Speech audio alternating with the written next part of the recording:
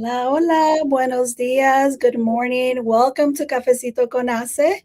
My name is Berenice Vargas Luna, Senior Program Manager here at HACE, and I'm your host for today.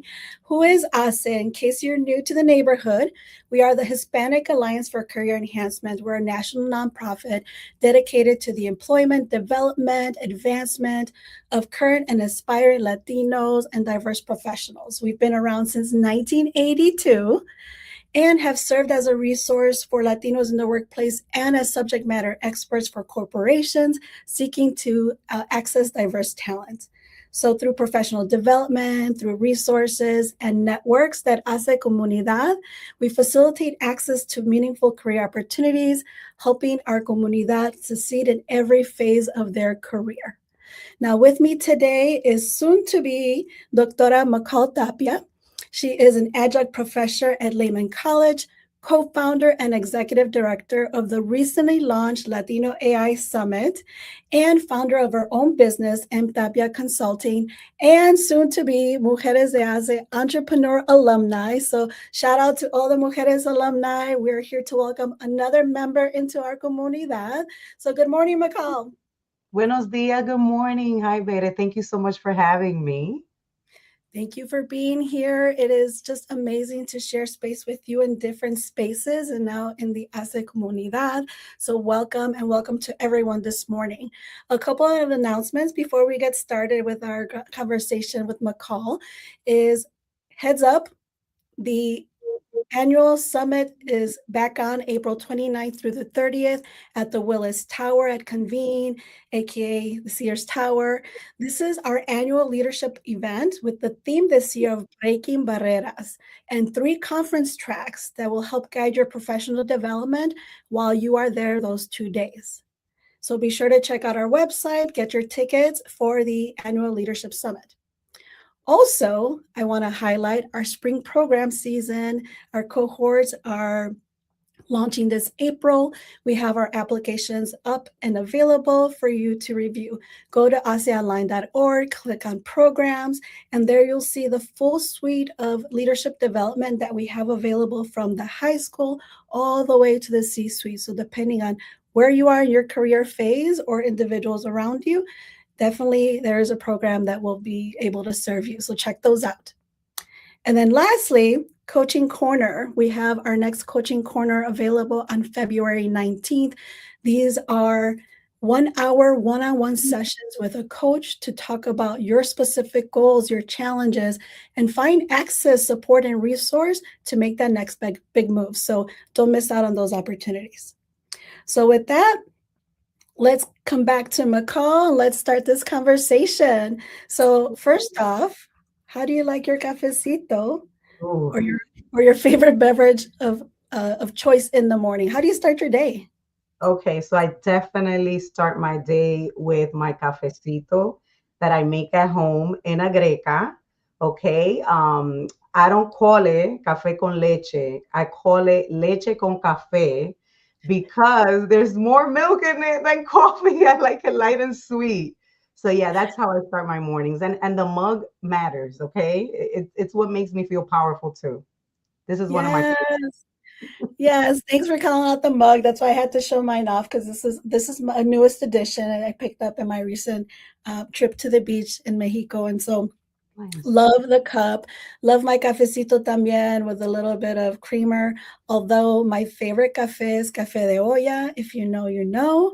It is delicious, but it's very hard to find outside of Mexico. So thank you so much for sharing. If you're watching, tuning in, drop in your favorite beverage of choice. I know there's Team Cafe, Team Agua, Team Te, Team whatever. So make sure you represent in the chat. So Michal, you describe yourself as a proud Afro-Latina. I know you're a first-generation college graduate, a mama of 3. How have these identities, these identidades, shaped the way that you lead and all the work that you are doing today? Ooh, thank you for that. I love this question because for me, there's no separation between who I am and how I lead. I don't leave my identity at the door, right? Being Afro-Latina, first gen, a mom of three, which is probably the hardest of all, has made me really aware of what it feels like to move through systems that weren't built with people like me in mind. I grew up in survival mode, like many of us. There wasn't a blueprint, no real sponsors or mentors showing me the way. And I kind of like had to figure it all out in real time.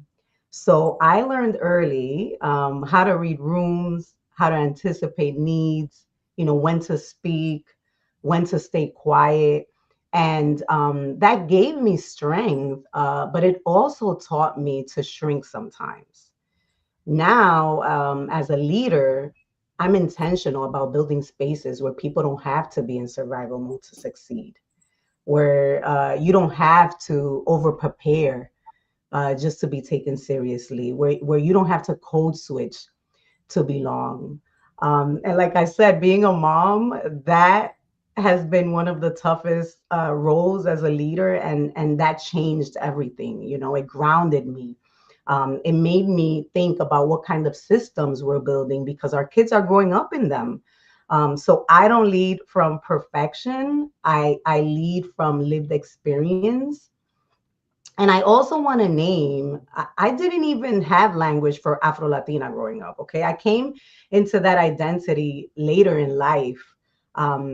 I always felt in between, like too Black for some spaces, too Latina for others. So part of my leadership is honoring that complexity, right? And building spaces that don't flatten our stories because our community isn't a monolith, right? Like we look different, we sound different, and we come from different places. Oh my God. Okay. A few pieces there that really resonated with me. You talked about shrinking, and it's something that we go to. It's how you cope, right, with not having that experience of navigating a new space, of being the first one, and also the complexity of identities. I think I if anyone grew up with La India Maria, right? Ni de aquí ni de allá. It was that complexity of being born from one place, but having ties and culture to another, and bringing all of those identities together and the values that they bring together, right? It is a complexity. Excuse me. But I love how you learned to lead by lived experience, right? Thinking of those moments of, maybe I shouldn't have shrunk in that moment. Maybe I should have done something different, but now you're operating from that space. And I think that's the awareness that we get when we are leading that way now is, not from perfection, but what did I learn? And when we're not taking the moment to learn, that really is the failure, I think, when you're not taking that learning from it. Absolutely. And the unlearning, that has been really tough, like I'm still unlearning as I go. You said it beautifully, Bere. Love it. Well, we're still feeling the emotions and the energy of the Bad Bunny halftime performance. So many messages, so many messages. My favorite one, I think, that is really resonating right now is when he says, believe in yourself. I Oof. believed in myself and I'm here. You believe in yourself. You're more valuable than you know. And so it was just that realization, right, of those messages. And so, as an educator, as a leadership strategist, a facilitator, you talk about translating these messages or care into action. So, what does that look like when we practice this inside organizations, for example?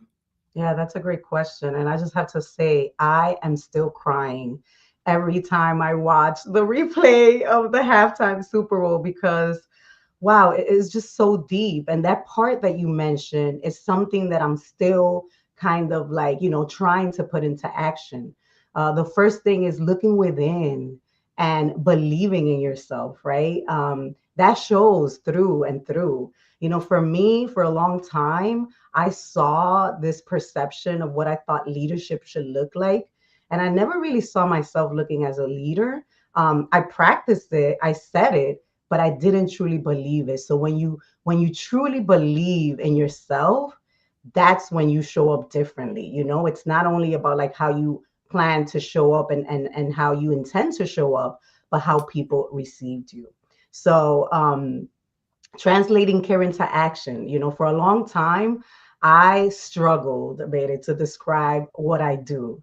I used to say, oh, I do culture work or I do experience work and I work with leaders. And people would nod, right? But it felt vague. And then someone said to me, oh, you operationalize care. And I was like, that's it. That's when it clicked, like care isn't a vibe, it's a system. It shows up in how we operationalize it, how we are intentional about having these show up in organizations. For example, how meetings are run, who gets invited into rooms, how feedback is given, who gets recognition, who gets grace when they mess up, who gets sponsored, not just coached.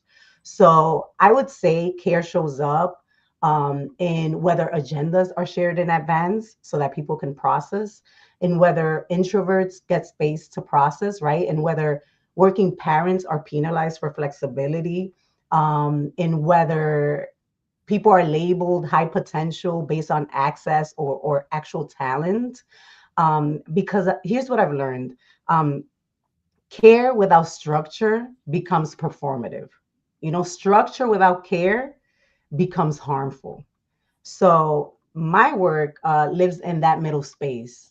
I help leaders, I help individuals design practices where people are actually experience dignity. Okay, they don't just hear about the values, and that's translating care into action. It's operational. Thank you so much, Michal. So looking within, right, and understanding, believing in yourself, so that you can show up for yourself, right, with that purpose, and so that almost builds you up and builds your confidence too, to push forward, right, to go whatever you're going after, right. I feel like it gives you at least that motivation, energy, right, to not be bogged down by all the other messages that we are hearing. And I think this is a big moment right now where there's awareness, but also what messages are we listening to? Which Yes, ones are you taking within? And which ones are you saying, this is not for me, I'm going to let that go and release it, right? I think there's a moment where we have to make those choices for ourselves. And you talked about understanding that we're all different and we process, absorb, reflect, act differently. There's introversion and extroversion, right? There's the perception as well. And so I really appreciate that you brought that into the conversation, and it's something that we talk in our programs, is understanding that, like you mentioned, I might need an agenda to understand what we're talking about so that I can prepare, versus the next person who is, go with the flow and very comfortable in that space. And so we all are operating differently, but that doesn't mean that we can't work together, right? absolutely. And we can make assumption based on the different styles of showing up and learning. Talking about learning, there's a lot of buzz, right? Speaking of a buzz, bad bunny energy, there's a lot of energy still on the recently launched Latino AI Summit. It was a virtual summit the last week of January. You co-founded that, which is such a powerful intersection of our cultura and technology. And I feel like there's been conversations about the different awareness that we need to bring into AI, into that space. Why was it important for you to create that, where Latinos are part of that AI conversation? Oh, I love that question. And yes, I'm still buzzing. I'm still processing everything from the Latino AI Summit. But first, I want to give so much love to Ruby, my co-founder, and to every single person who stepped up to build this. Okay, this started as a passion project, an experiment, and we honestly didn't know what we were getting ourselves into. We just knew that our comunidad needed a room to learn about AI without feeling behind or intimidated. And it's so validating to see that like almost 500 people showed up, okay, mostly women across industries, across comfort levels with tech. And that alone told us that there was a real need for this. And what moved me the most wasn't just the turnout, it was what people said after. Okay, a lot of folks reached out and they said, this is the first time I felt safe in a tech space. This is the first time I felt seen.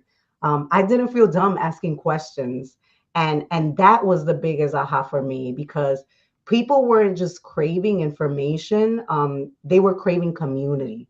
And the ripple effect has just been beautiful. I mean, like, people are forming cafecitos, right? Meeting by industry, connecting locally, and that's what we wanted.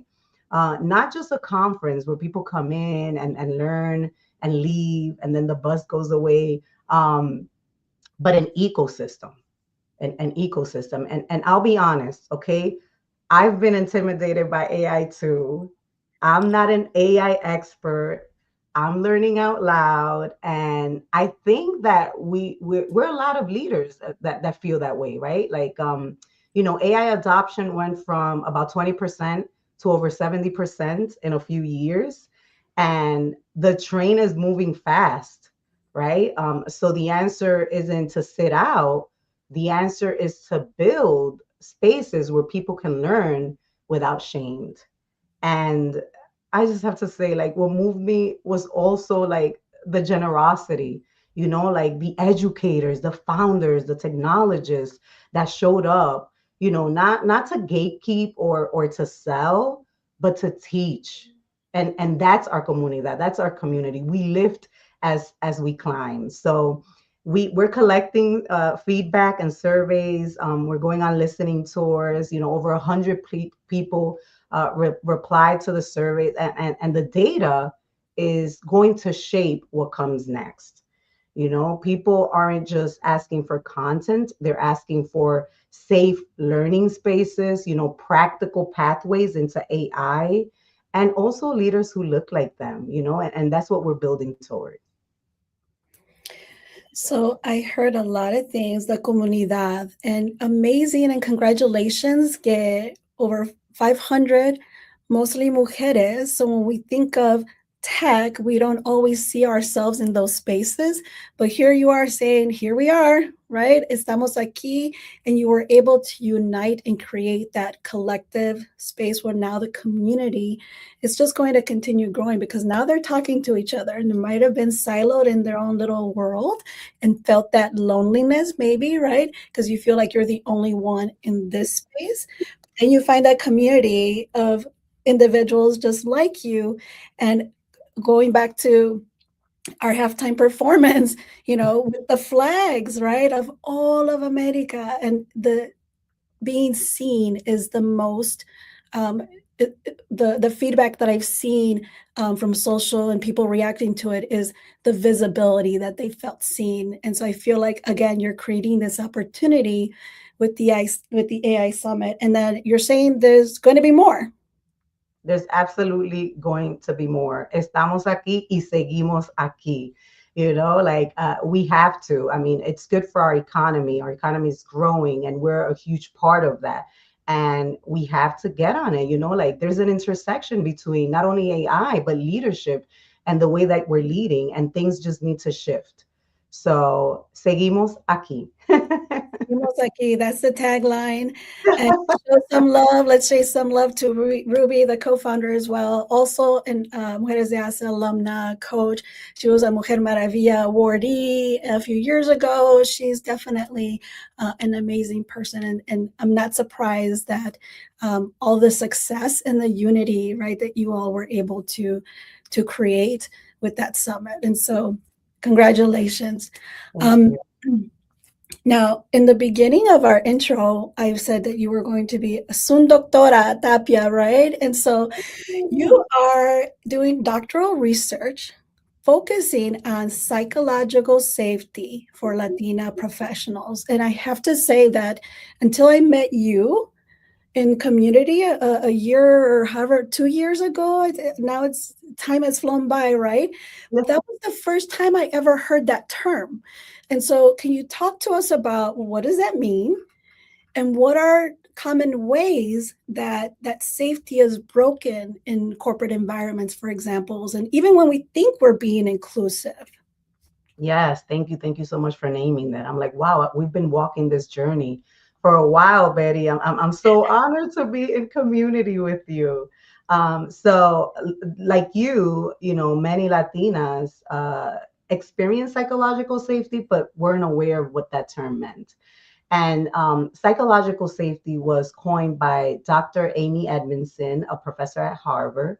And at its core, it means people feel safe to speak up, ask questions, admit mistakes, or challenge ideas without fear of negative consequences. So when I learned that definition, my curiosity was, okay, but what does that look like for Latina professionals? Because of course we might, you know, interpret that totally different. So I went ahead and interviewed over 145 Latinas about how safety shows up at work, and I am just fascinated by the themes that kept coming up.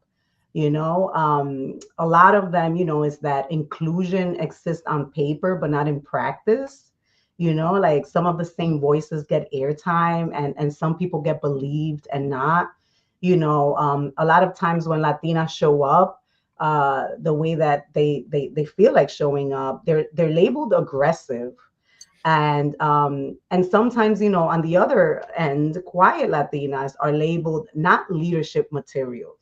So you know, different consequences for mistakes. You know, some people get to fail forward, and others get labeled as risk.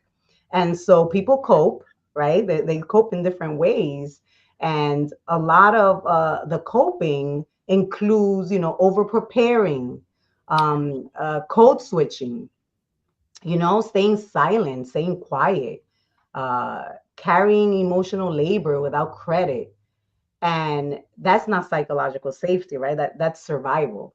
So psychological safety, another thing that I think is important to call out, you know, it isn't about being nice. It's about who gets protected when they speak up, you know, who gets believed, who gets grace. And it lives again in how meetings are run, you know, how feedback is given, how mistakes are handled, and who gets invited into the decision making spaces. You know, and when leaders design for that, Latinas don't have to armor up to belong. You know, they get to lead fully. So, you know, psychological safety doesn't fail loudly, it just erodes quietly. Thank you for that explanation, and hearing you talk through it again.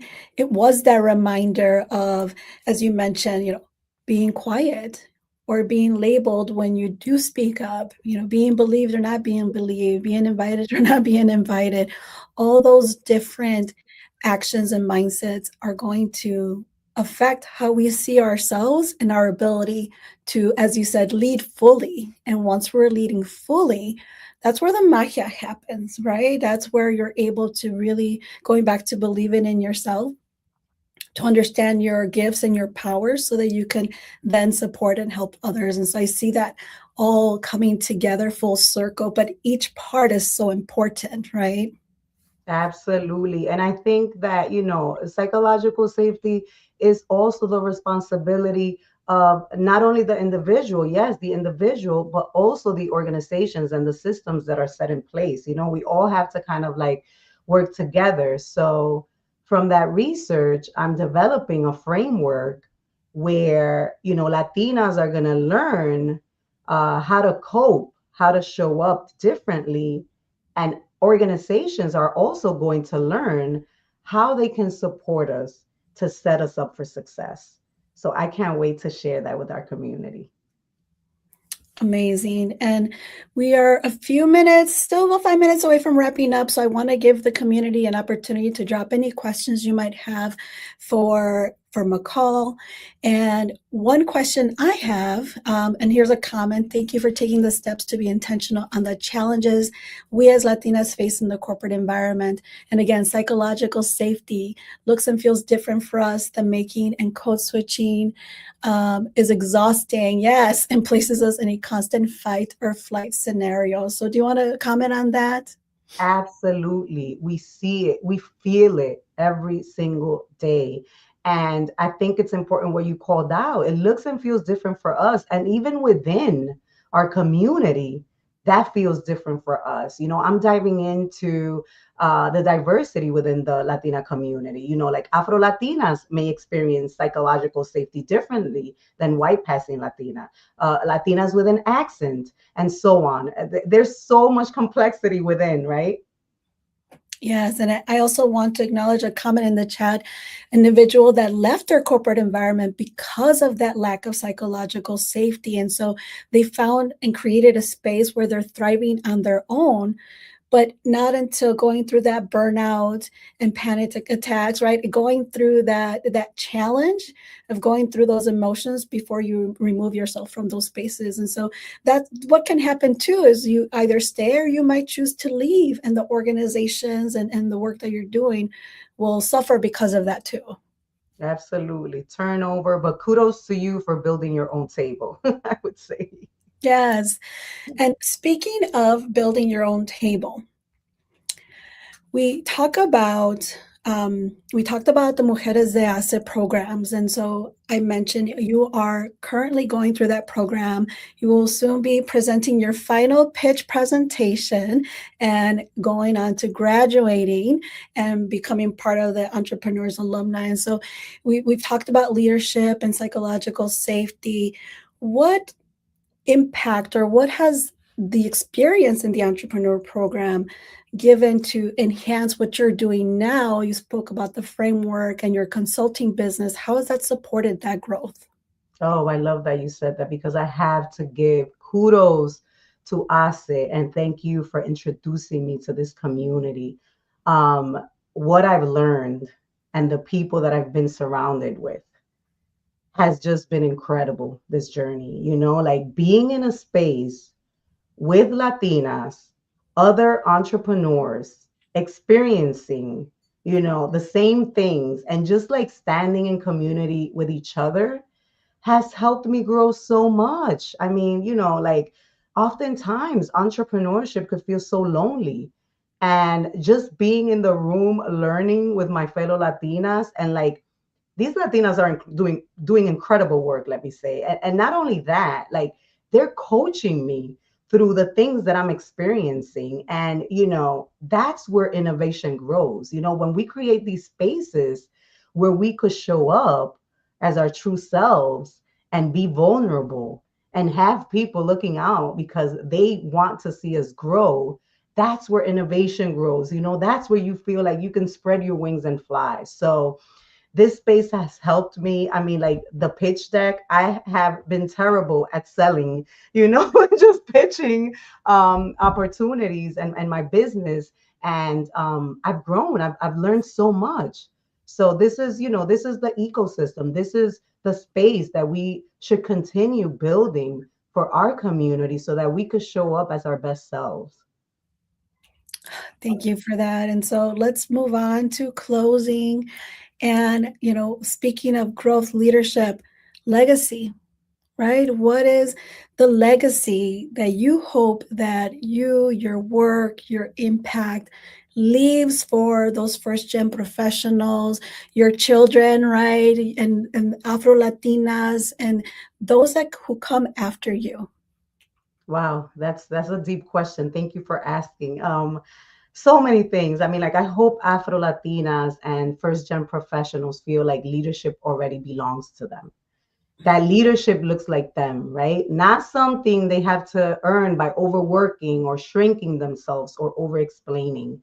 I spent a lot of time behind the scenes thinking that my hard work would speak for itself. So, one of the biggest things I had to unlearn is that staying invisible doesn't protect you. it just keeps your impact unseen. So I hope my work gives permission to use your voice, even when it trembles, to say, I did that when you did, and to take up space without apologizing. And I hope organizations change how rooms are built, not just who's invited into them, because leadership already looks like us. And we're making it visible now. And I just hope that my sons also, see that representation, and this will, like, hopefully, just like the ripple effect would be just like to shift those generational cycles. Thank you. Thank you so much, McCall. So you heard it here. Leadership already belongs to you. And if you have any doubt, think of your mama. She was leading children, a house, right?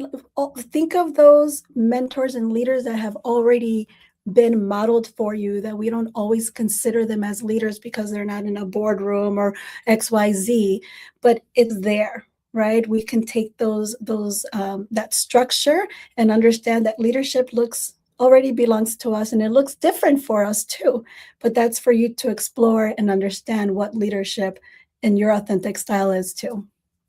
Así mismo. All right, y con eso ya terminamos. Thank you so much for joining us here today. Make sure that you connect with McCall. She's on LinkedIn, writes on LinkedIn as well, and on those topics that we discussed. Look for more information on the summit and on our programs. Y hasta la próxima. Thank you so much, McCall. Adiós, gracias. Seguimos aquí. Seguimos Reach out. aquí.